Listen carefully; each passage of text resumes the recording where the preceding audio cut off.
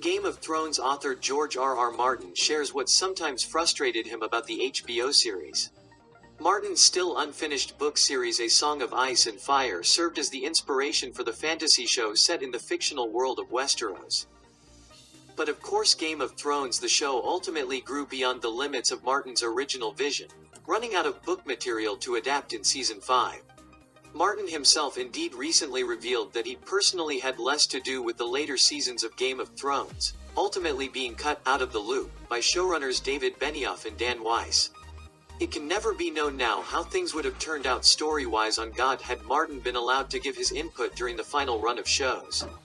But it's certainly true that Game of Thrones Season 8 was very divisive when it ran on HBO back in 2019, and continues to be controversial to this day.